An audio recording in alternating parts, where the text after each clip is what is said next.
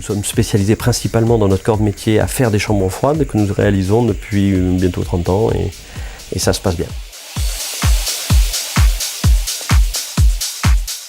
Il y a très peu de confrères qui font le même métier, donc on ne va pas considérer qu'on est des concurrents. On a préféré garder un périmètre très restreint. On va dire que celui-ci, principalement, c'est le secteur toulonnais, donc Toulon, La Valette, La Garde, donc les communes avoisinantes, qui représentent 80% de notre clientèle. On a 2900 clients aujourd'hui. Sur ce potentiel de clients, il y a des clients chez qui on intervient beaucoup plus souvent, bien sûr, que chez d'autres.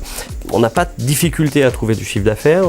J'ai plus de difficultés à réaliser mes devis et après, derrière, organiser les équipes.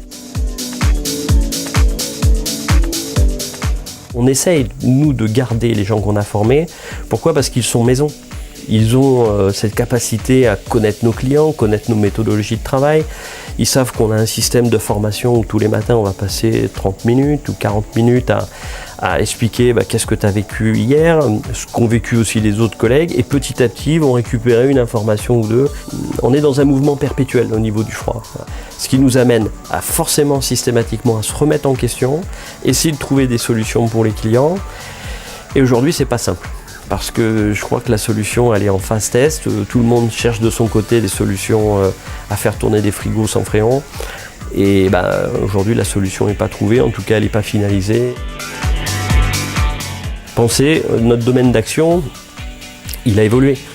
Au début on était juste sur un domaine qui était celui de la chambre froide, puis rapidement du fait que vous êtes dans un métier qui maîtrise à la fois de la thermodynamique, mais qui maîtrise aussi de l'électricité, de l'électronique, de la plomberie, vous êtes amené à intervenir des fois sur d'autres corps d'état.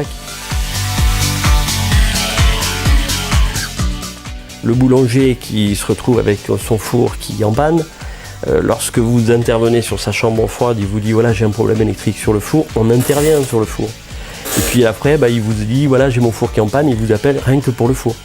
Et autant après ça va être un lave-linge, autant ça peut être effectivement une ligne de cuisson chez un restaurateur et notre métier a évolué en fonction des compétences qu'on a développées. Je voudrais que la personne qui reprenne l'entreprise puisse assurer à nos clients le même service. Parce que si c'est pas fait, qu'est-ce qui peut se passer ?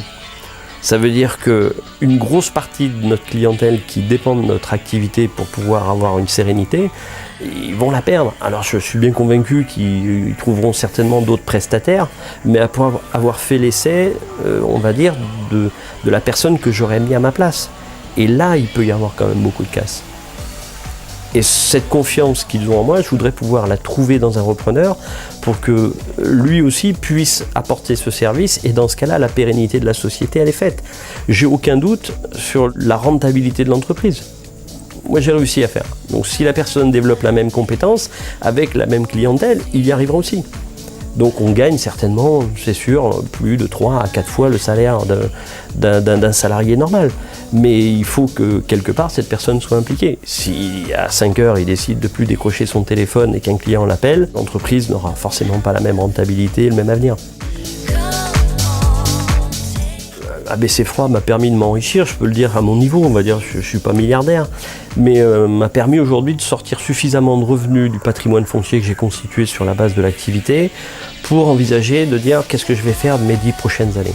Donc on veut vendre, on veut effectivement c'était notre société. La grosse difficulté qu'on a, autant je parlais de la difficulté à trouver du personnel qui soit à la fois qualifié et impliqué, aujourd'hui trouver des chefs d'entreprise qui ont envie de remettre 400 000 € ou 500 000 € dans une société comme la nôtre, on peut trouver.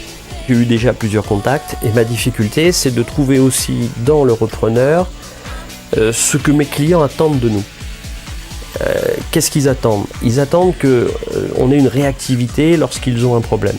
Il est évident que quand une chambre froide tombe en panne, celle-ci est à la dimension de l'activité du client et donc il va perdre un pourcentage de son chiffre d'affaires qui sera important. Donc ils s'attendent à ce qu'on puisse éviter cette casse.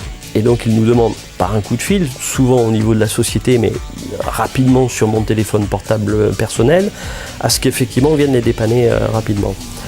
Et c'est cette culture de ABC Froid qu'on voudrait garder, à pouvoir toujours trouver une solution pour faire que notre client se sente rassuré. Et malheureusement, toutes les personnes que j'ai pu avoir, qui m'ont contacté, n'ont pas forcément la philosophie et des fois pas la technicité. Je suis assez surpris de voir des chefs d'entreprise qui malheureusement ne maîtrisent pas le domaine d'action dans lequel ils sont.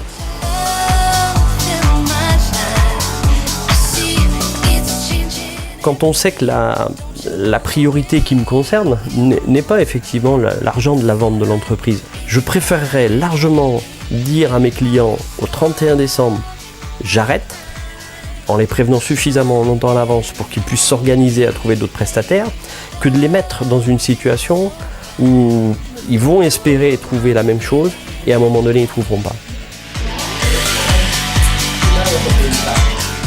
C'est crève-cœur d'arrêter une société, surtout si elle est rentable, mais vaut mieux des fois prendre la décision de dire à des clients « j'arrête » que de les mettre dans une situation qui sera certainement inconfortable.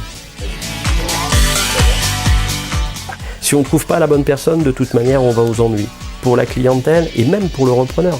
C'est pas lui rendre service que de dire « ok, je prends mon chèque de 450 000 €, je suis content » et que lui, dans 6 mois, il n'arrive pas ou à rembourser un emprunt s'il a dû faire un emprunt et en se posant des questions « pourquoi j'arrive pas à sortir le même résultat financier ?» ABC Froid, c'est un bébé. Quand on a travaillé 30 ans dans une entreprise, on a envie qu'elle soit pérenne, qu'elle puisse continuer. La priorité aujourd'hui, c'est de faire que mes salariés n'aient pas le stress du matin de savoir est-ce que le patron va les payer à la fin du mois.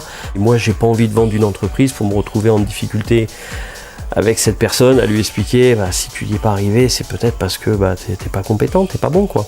C'est difficile, mais dans ce cas-là, je préfère dire j'ai pas envie d'avoir de soucis, tant pis, je perds une certaine somme d'argent, j'indemnise tout le monde, je paye mes fournisseurs, je paye mes salariés. Et à un moment donné, il vaut mieux que de dire oui, c'est bon, je prends mes sous et après le reste, c'est plus mon problème.